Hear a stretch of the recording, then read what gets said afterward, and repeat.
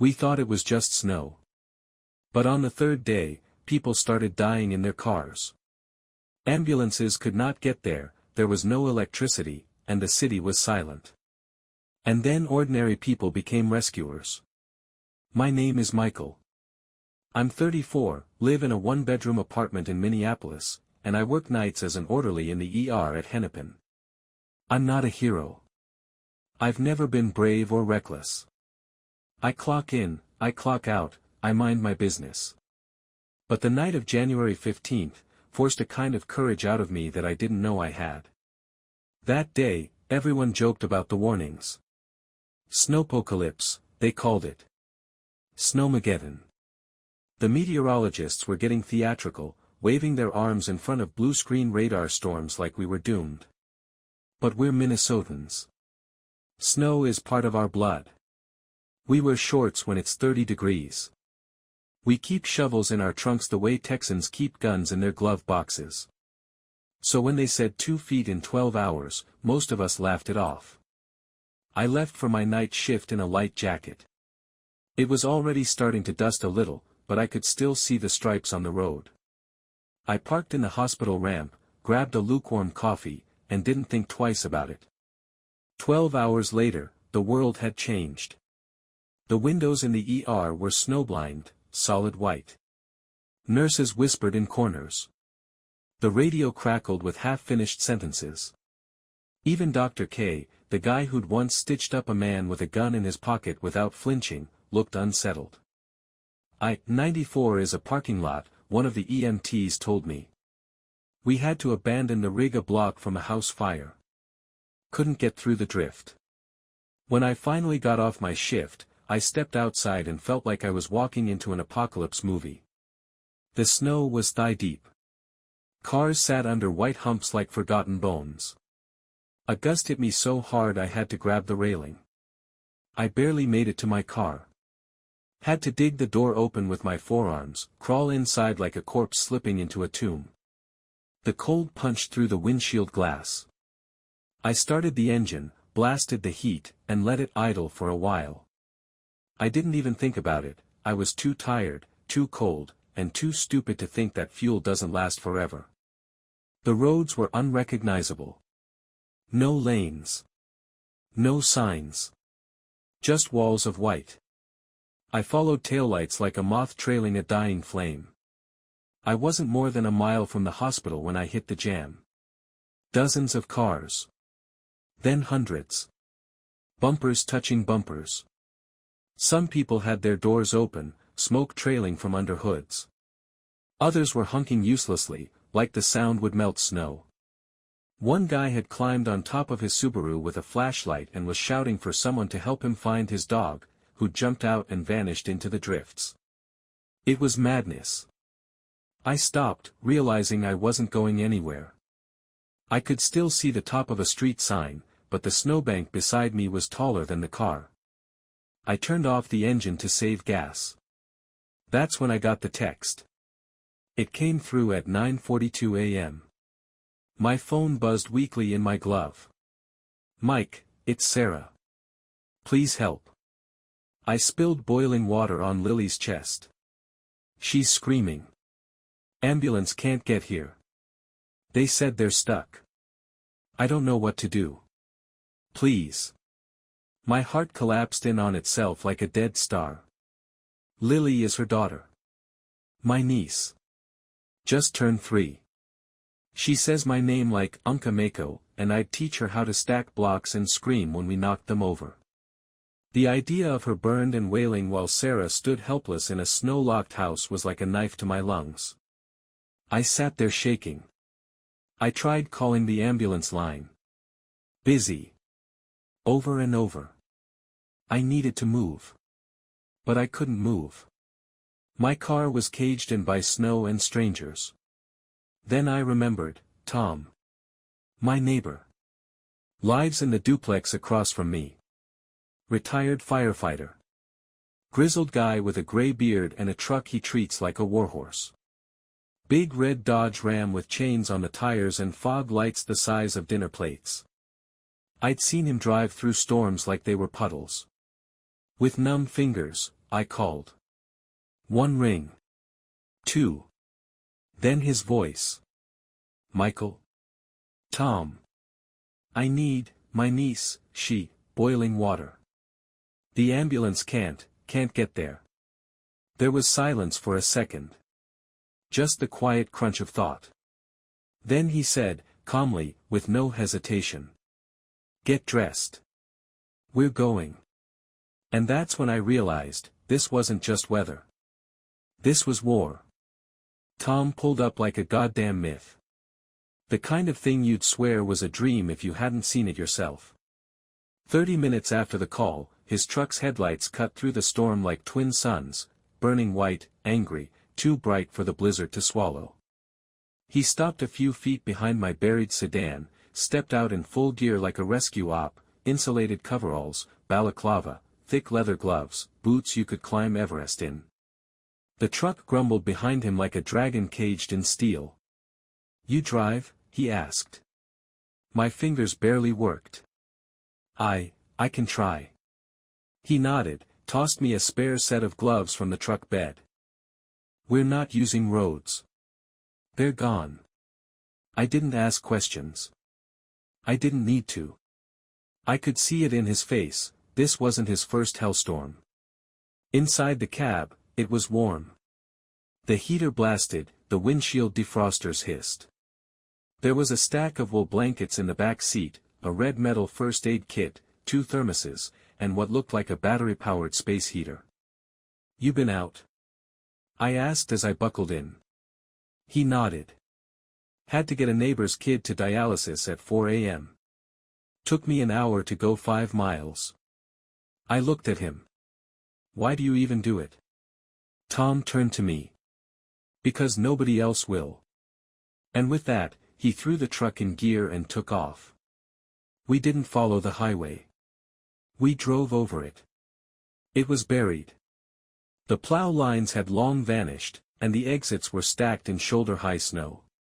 So we climbed the embankments, crashing through drifts like battering rams. Tom knew the city like a map etched into his bones, every alley, every cut-through street, every frozen park trail he could use as a shortcut. And still, the storm fought us. We passed a city bus jackknifed sideways across Washington Avenue, its doors ripped open. People were trying to push it by hand, legs buried up to their knees, slipping and shouting. One guy stood on top, waving his arms at us. Tom slowed down just enough for the guy to get a look at us, then floored it again. We can't stop, he muttered. Not if we want to make it. At one point we crossed a frozen field near Minnehaha Parkway, and the snow got so deep the windshield filled white, like we were diving into milk. I could feel the tires spin, catch, spin again. The truck tilted hard right, then left. I slammed my hand on the dash, panicking. Keep it straight. Tom barked. Let it slide. I clenched the wheel, hands trembling. We weren't driving anymore, we were surfing ice and gravity. The truck fishtailed, flung its back end out like a whip, and we skidded so close to a lamppost I could hear the snow scrape the metal. And then, somehow, we found traction again. We climbed back onto real pavement, though it was barely visible. Downtown Minneapolis looked like a ghost city. Office towers half lost in the snow haze. Streetlights blinking into white voids. We passed a Prius buried to its windows, its driver still inside, face blue, phone pressed to his ear. He gave us a thumbs up as we rolled past. People were abandoning cars and walking. I saw a woman in hospital scrubs trudging with a scarf wrapped over her face, holding a bundle in her arms. I swear to God it was a baby, wrapped in a blanket. No stroller, no coat, just a mother walking through a storm the news was calling historic. At one intersection, a man in a parka stepped into our path, waving both hands. Tom braked hard. The truck slid a little but stopped just shy of him. The man leaned into the window. My wife, he yelled. She's pregnant. She's bleeding. Tom pointed at the back of the truck. Get in. The guy hesitated, then ran to the back and opened the tailgate. I turned around and watched him lift a pale woman, maybe 7 months along, wrapped in a silver emergency blanket. She didn't even flinch from the cold. "She okay?" I shouted. He just shook his head, face twisted with fear. "We couldn't get to Sarah yet." "Not with this." Tom turned to me. "Nearest hospital?" "North Memorial. 7 miles. He hit the gas. This time we didn't slide. We roared. The storm didn't let up for a second. It screamed through the side mirrors and threw fists at the windshield. Snow hit so hard it sounded like sandblasting. I watched the city vanish behind us, every block like a war zone, cars half crashed into telephone poles, people walking in dazed silence like survivors of something they didn't have a name for. But we got the pregnant woman to the ER. And Tom didn't wait for thanks. Didn't even ask their names. "Where's your sister?" he asked me as we backed out of the hospital bay. 31st and Bloomington. He nodded. "That's south. And that's deep. You ready?" My teeth were chattering. My hands burned from the cold, even inside the truck. And the fear was chewing through me like termites. What if Lily's burns were bad? What if the ambulance still hadn't come? But I said it anyway. "I'm ready." And we drove into the teeth of the storm again. 31st and Bloomington was only 5 miles away, but that night, it may as well have been on the moon. We tried following main roads, but even the plows had tapped out. They were stranded, too, big orange hulks frozen in the intersections, hazard lights blinking like dying fireflies. At one point, we passed a snowplow half buried in a drift, the cab empty, the driver nowhere in sight. Tom took us south, cutting behind grocery stores, over lawns, through alleys where garbage cans were nothing but rounded humps. We passed a gas station where a group of people had broken in, not to loot, but to take shelter. They huddled by the coffee machines, warming their hands over the burners like campfires. One man held a cardboard sign up to the window, "Need meds, type 1 diabetes." I turned to Tom. "Should we?" "We'll come back," he said, jaw tight. By now, I'd texted Sarah a dozen times. No answer. The last one she sent was, "She's quiet now." That's worse than screaming, isn't it? Yes. Yes, it is. I tried calling again. Straight to voicemail. The streets narrowed as we hit deeper into the neighborhood grid. Trees leaned heavy with snow, branches snapping under the weight. We passed a power line that had come down, hissing, sparking blue in the dark. Somewhere nearby, someone screamed. Tom swerved around a stalled SUV, fishtailed into a driveway, reversed out, and kept going like it was a video game. I was drenched in sweat under my coat. Finally, we turned onto 31st. Or what I hoped was 31st, street signs were caked in ice, and visibility was a joke. I recognized the turn only because I saw the top of the stop sign poking out like a red scab on a bandaged face. Sarah's house was the third on the right. Or it used to be. Now it was just a shape. A dark silhouette half consumed by snow, one upper window glowing faintly yellow. Tom didn't even park. He drove straight into the front yard, tires grinding, engine howling, until the nose of the truck was almost at the porch. I flung the door open before we'd fully stopped and leapt into the snow. It swallowed me to the hips. I crawled more than walked, one hand up to shield my face from the wind. My eyes were stinging. My breath felt like knives. The front door was unlocked. Inside, it was barely warmer. The power had gone out. The heat had died. There was one oil lamp flickering on the table. Sarah was on the floor with Lily in her arms, wrapped in towels, face white and shiny with sweat. "Oh my God," she gasped when she saw me. Michael, she's..." Lily wasn't crying. Her shirt had been cut open and I saw the burns on her chest. Raw, red, blistering. Her little arms were limp. Her lips were pale. I dropped to my knees beside them, felt her forehead. She was burning up. But shaking. "We need to go," I said. "Now." Tom was already behind me, carrying the blankets in. He took one look at her, and I swear, even he paled. He didn't say a word. He just scooped Lily into his arms like she was glass and started back toward the truck. Sarah grabbed her coat and boots without tying them.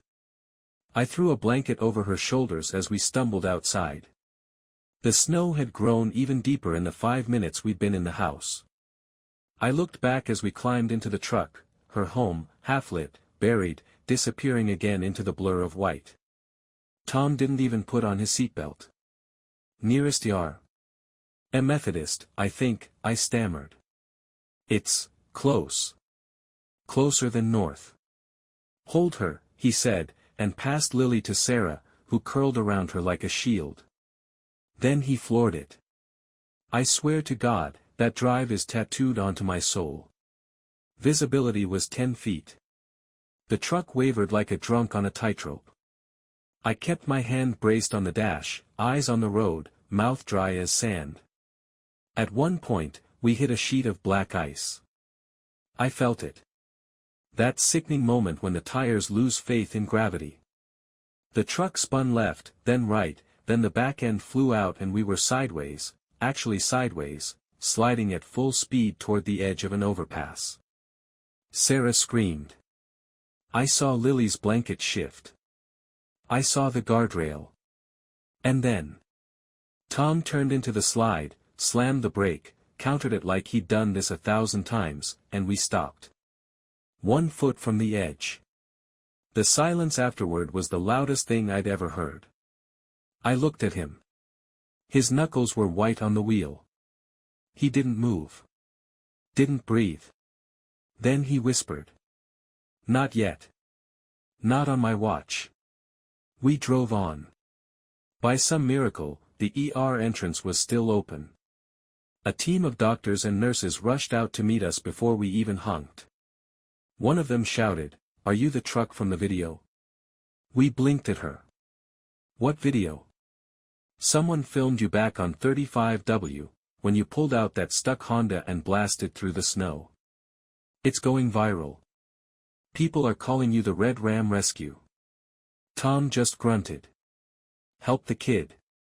They carried Lily inside, already starting treatment before the automatic doors even closed.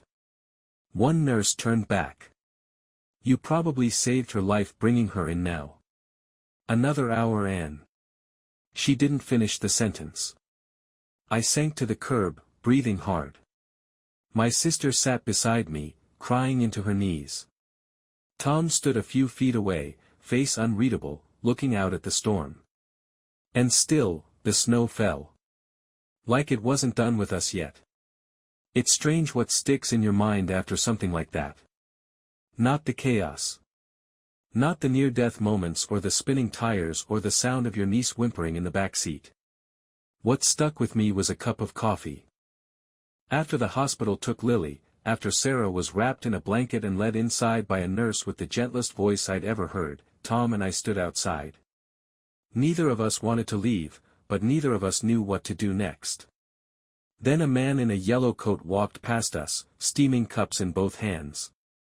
"Coffee?" he asked, like we were neighbors at a barbecue. I blinked. Yeah." He handed me one. Tom took his without a word. "I'm Alan," the guy said. "My wife and I brought thermoses. We've been walking people from their cars to the ER since about 6. He pointed behind him. Sure enough, a woman in snow pants was helping an older man shuffle up the walkway, a blanket around his shoulders. His face was blue around the lips. "Frostbite. Where are all these people coming from?" I asked. Alan gave me a grim smile. "Everywhere." That was when I realized what was happening. The city wasn't rescuing itself. The people were. It started with one video. The clip of Tom's truck skidding sideways down 35W while towing a stuck Honda had spread across Twitter, TikTok, Instagram, everywhere. Someone had slapped on dramatic music and called us the Red Ram Riders. But that wasn't the crazy part. The crazy part was what came next. People started organizing. Some college kid from the U of M had stitched together a live Google map, color-coded pins for abandoned cars, blocked intersections, people needing rescue. He called it the whiteout grid. Within hours, hundreds of updates appeared. Woman with baby stranded off Hiawatha near 38th, car out of gas. Elderly couple needs oxygen tank delivered. Generator failing. 3 teens walking from a flipped Civic, heading north on foot. No gloves. Each pin came with a time stamp. A phone number. Sometimes even a photo. People weren't waiting for the government anymore. They were becoming the response team. Volunteers with snowmobiles. Pickup trucks with chains. Hikers with snowshoes. Some just had strong legs and thermoses of soup. Others carried first aid kits, extra phone chargers, flares. A man named Harold posted that he had a generator and room for 5 in his garage. 10 minutes later, someone replied, on the way with 2 kids and their grandma. Tom and I stared at the map on my phone inside the ER lobby, warming up by a space heater someone had wheeled in. The screen was covered in pins. Hundreds. It looked like a battlefield. They made a dispatch network, I muttered.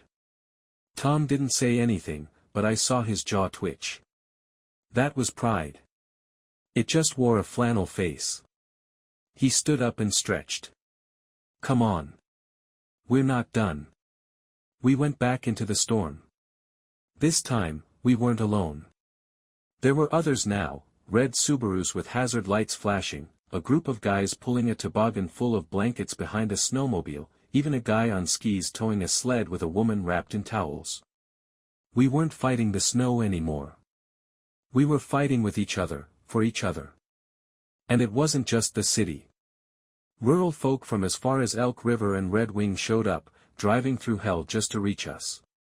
One guy brought an old military Humvee and posted, "Got room for 3, headed east. DM if you're cold and breathing." Another offered to break open a church as a warming center. "Code to the back door is 4189, he wrote. "Tell God I said it's cool." At one point, Tom and I stopped to dig out a stalled school bus that had been converted into a mobile shelter. Inside were 12 people, most of them unhoused, huddled around a kerosene heater, sipping soup out of mismatched mugs. A woman smiled at us through the fogged window and flashed a peace sign. There was no power. No heat. Cell towers were flaking. Gas stations were running dry.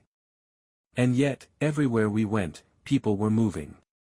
At a frozen intersection, we found a guy waving a flare. His name was Deshaun.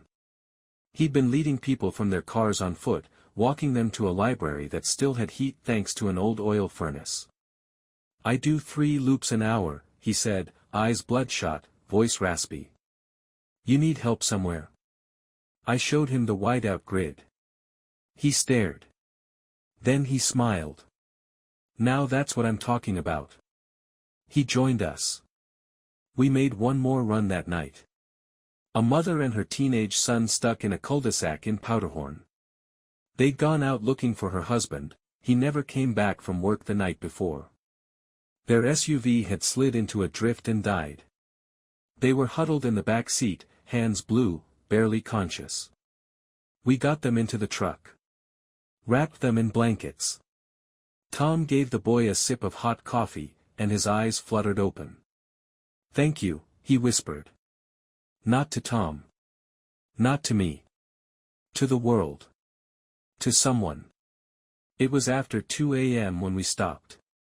We parked outside the same gas station we'd passed earlier, now fully transformed into a makeshift triage center. Candles on the counter. A sleeping baby in a car seat beside the coffee machine. 2 teens handing out granola bars from a backpack. Sarah texted me.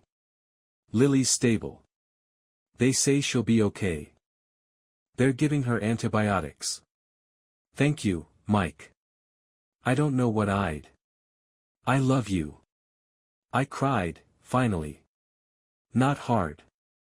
Just quiet tears that froze on my cheeks before they could fall. Tom patted my shoulder once, then stepped away to hand someone his last thermos. Outside, the wind howled. The snow kept falling. But somewhere down the street, I heard a voice calling. We've got one more. Pregnant woman, 9 months. Anyone got chains? And I saw 3 people raise their hands. By dawn on the 3rd day, Minneapolis looked like a city half-eaten by the earth. The storm hadn't stopped. If anything, it seemed to be feeding on our hope. The drifts were now taller than most cars. Power outages had swept through entire neighborhoods. And the temperature? Dropping. Fast. Tom and I had barely slept. A few hours in the truck, engine idling, wrapped in blankets with the heat blasting. I must have closed my eyes for 20 minutes before someone banged on the window. A teenage girl. Face red and cracked with cold. Tears frozen on her cheeks. She pointed down the block. There's someone in the lake, she gasped. Cedar Lake. The ice, he fell through. He was trying to walk across. I think he's still alive. Tom and I locked eyes. We didn't even speak. We just moved. Cedar Lake wasn't far. We cut through a back trail that had once been a bike path, now just a trench carved out by foot traffic and desperation. Every few minutes, we passed someone carrying something, blankets, food, even a car battery strapped to a sled. The lake was a blank sheet of white. At first, I didn't see anything.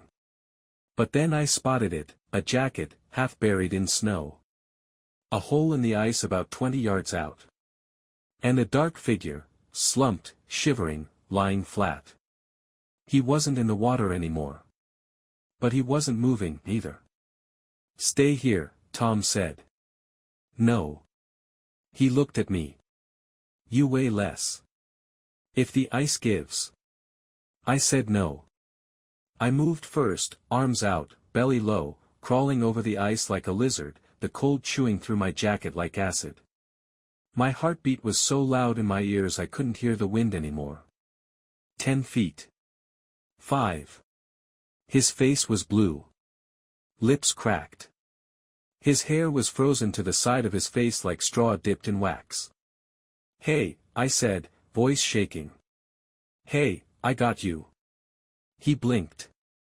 His voice was sand. I was trying, thought it was a shortcut. Don't talk. Save your strength. Tom had circled around to a patch with more reeds, thicker ice. He threw me a coil of rope from the shore. I looped it around the guy's chest, tied it like they'd shown us in high school lifeguard class. We pulled. The ice groaned beneath me. Flexed. I held my breath. One crack, and we'd be both gone.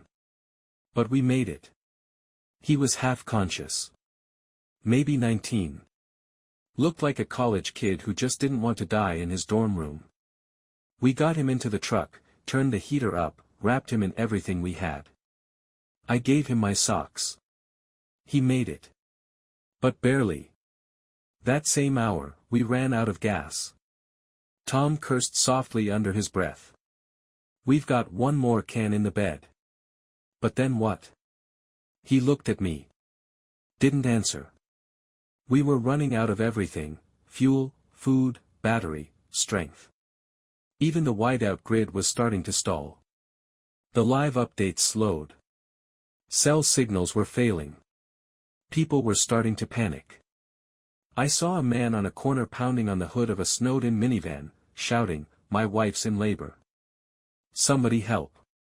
The people inside didn't open their door. Not out of cruelty. Out of fear. No one could move anymore. The city was full, not of people, but of stillness. Like the snow had finally won. But just when the worst of the silence hit, something changed. It started with a flare.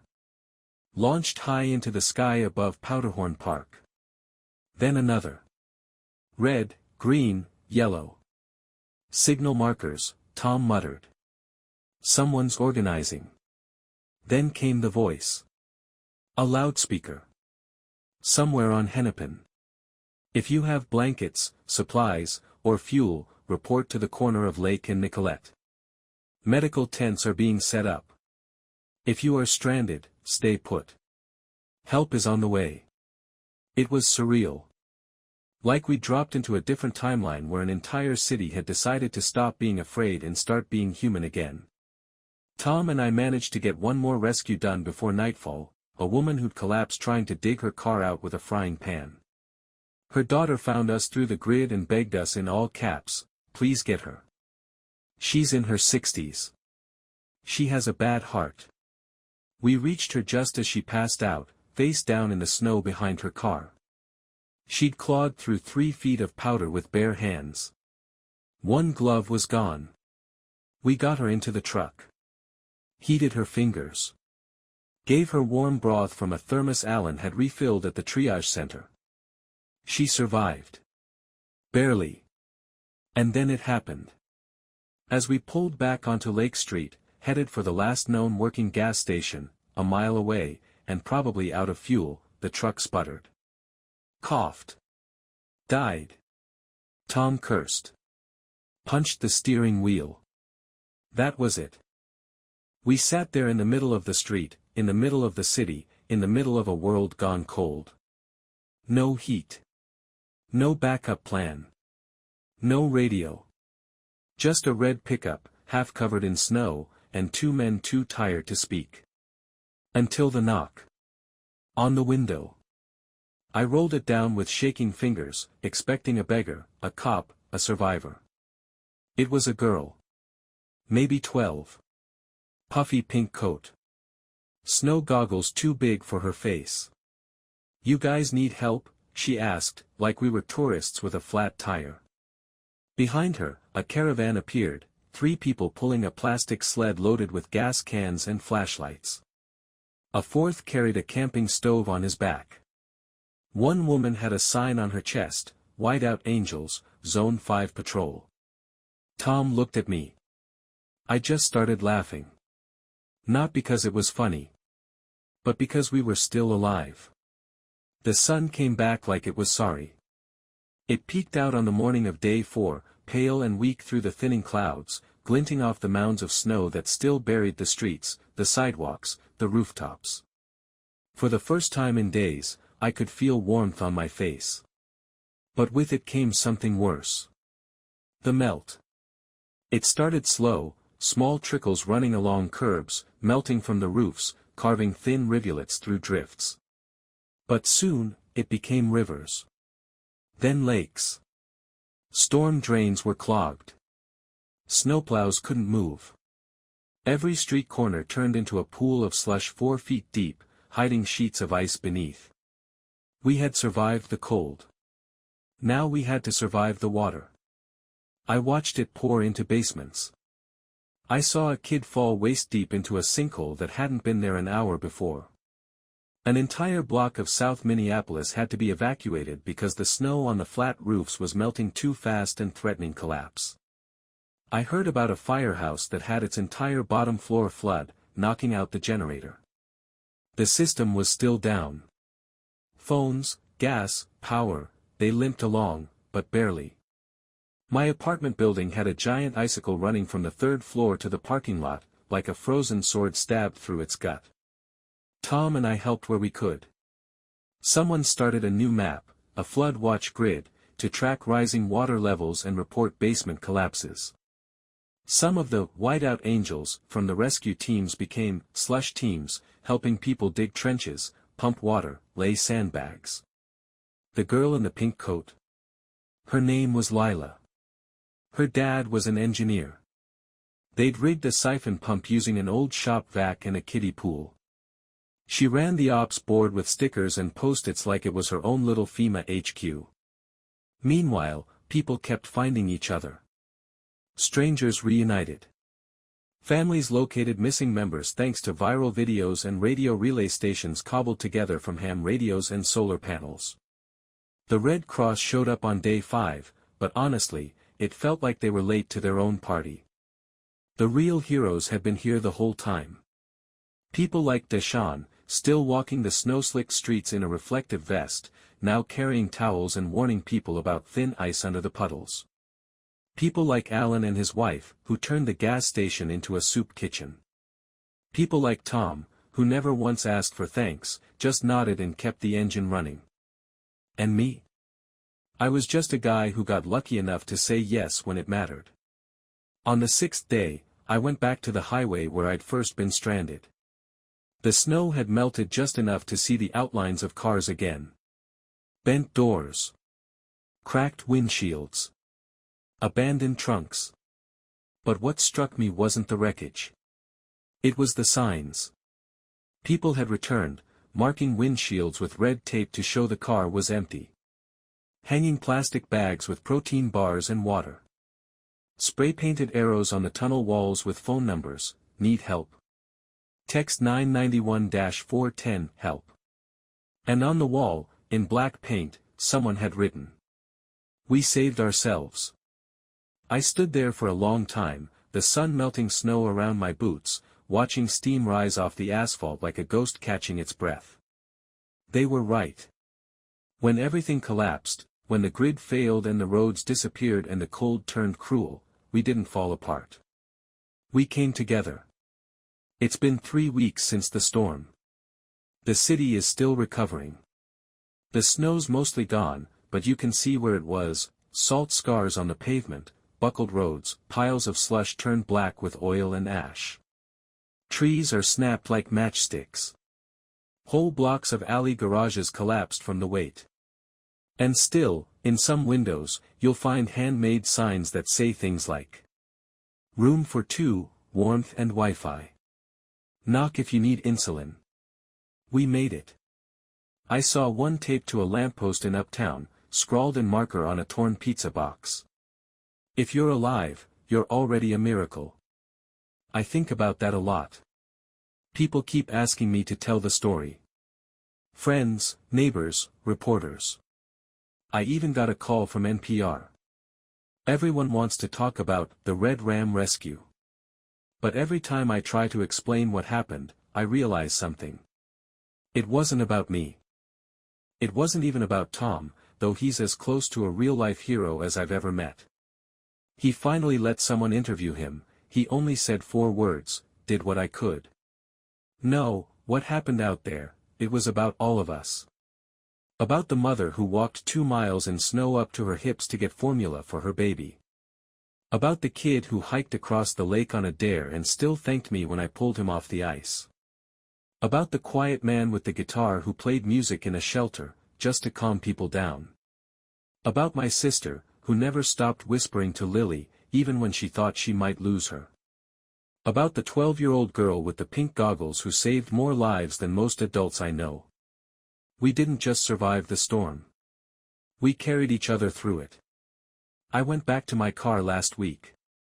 The one I'd abandoned on the highway, buried under 6 feet of snow. It was still there, battered, iced over, windshield cracked. But someone had left a thermos on the hood.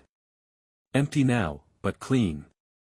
There was a sticky note on it that just said, for the next guy. There's talk of putting up a monument. A brass plaque maybe, near the tunnel where someone wrote, we saved ourselves. But I don't think we need one. We already built something better. We built a memory strong enough to outlast the snow. Sometimes I still hear the silence of that first night, the kind of silence that only comes when the world stops spinning and asks you what you're really made of. I remember the cold. The screaming wind. The panic in my sister's voice. The way Lily's tiny body felt too still in my arms. But I also remember headlights in the dark. Coffee in the gas station. Laughter over soup. Music played on cracked speakers. Strangers pulling strangers out of snowbanks. I remember the moment we stopped waiting for help. And became it. My name is Michael. I live in Minneapolis. And I'll never forget the week the world froze, and we melted it back to life. Together.